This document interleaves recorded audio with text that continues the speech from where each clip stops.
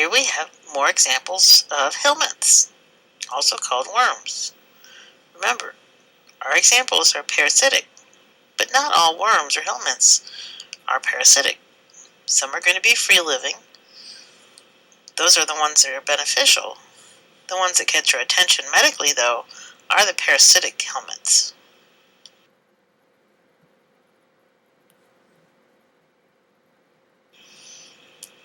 These worms are flatworms.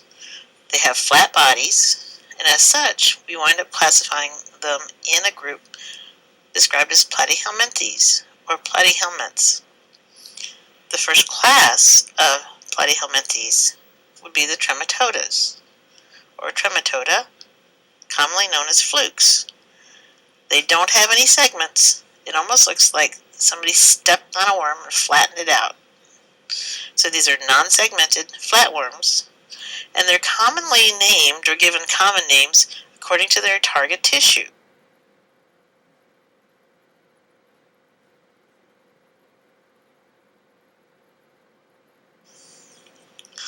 The example fluke that we need to learn about is Fasciolopsis buski. Fasciolopsis buski is a fairly large fluke, easily seen without any kind of magnification. The photo on this picture, or in this slide, shows us the very well-developed reproductive system and digestive system that this fluke has. It's dedicated to eating and producing offspring.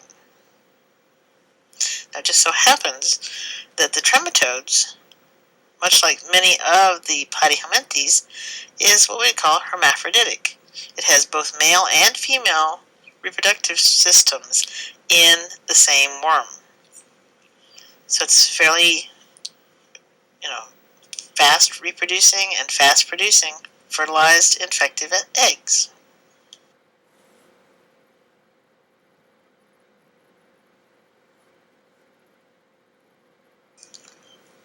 Fasciolopsis buski is an intestinal fluke.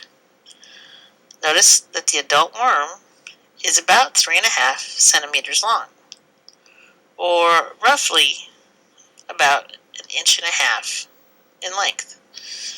It has, again, a very well-developed intestinal tract, digestive tract, reproductive systems, produces a fairly distinctive fertilized egg, illustrated in the bottom right-hand photo, that has a little cap on top.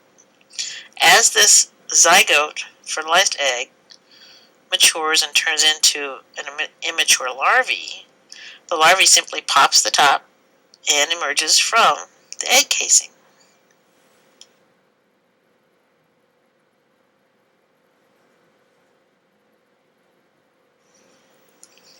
An adult Fasciolopsis can produce about 25,000 fertilized eggs per day. Pigs do serve as a reservoir host for this fluke.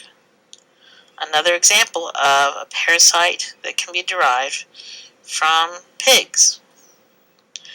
The parasite is released from the pig intestinal tract, and the infective encysted eggs or larvae wind up on edible vegetation.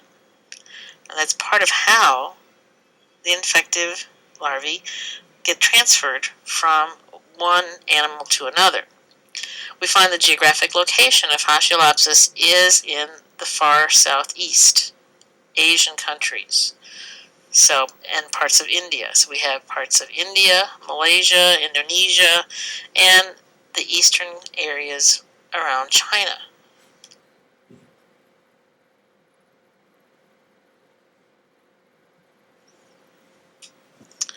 Here's the life cycle of Fasciolopsis buski.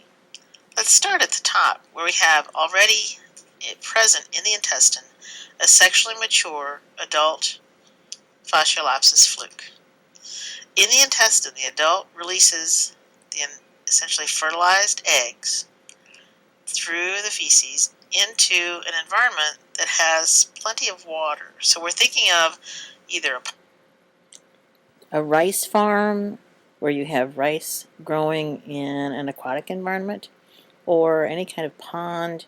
Usually we find these types of intermediate hosts and these types of flukes not so much in rivers or fast-moving streams, but in areas where the water movement is fairly still or slow. And so rice farming is an ideal location for the life cycle of Fasciolopsis. The eggs hatch from the egg casing, producing what I describe generally as a teenage worm, a miracidium. The miracidium swims free in the aquatic environment and finds its first intermediate host, which is a snail.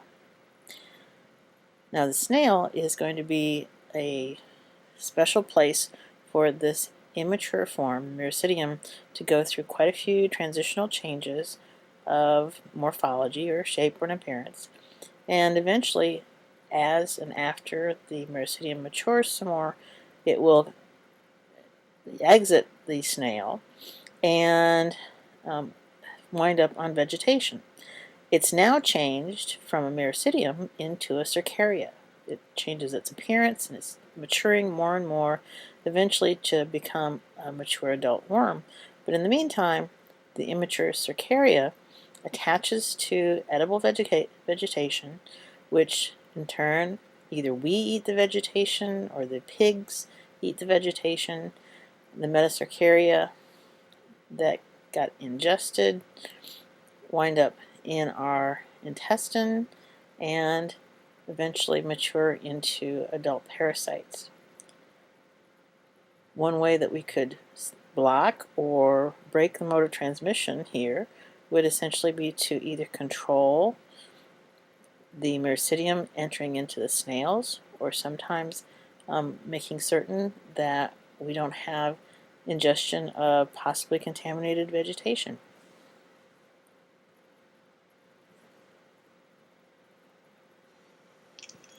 Here's a photo illustrating how large adult flukes are. Notice that the little yellow arrows are pointing to the adult flukes. They're quite sizable, easily seen without any kind of magnification. And if you have numerous flukes, depending on the body organ or body site, they can be overwhelming. It's what we call the worm burden. How many worms are inside a person's body? The larger the worm burden, the more life-threatening the condition can be.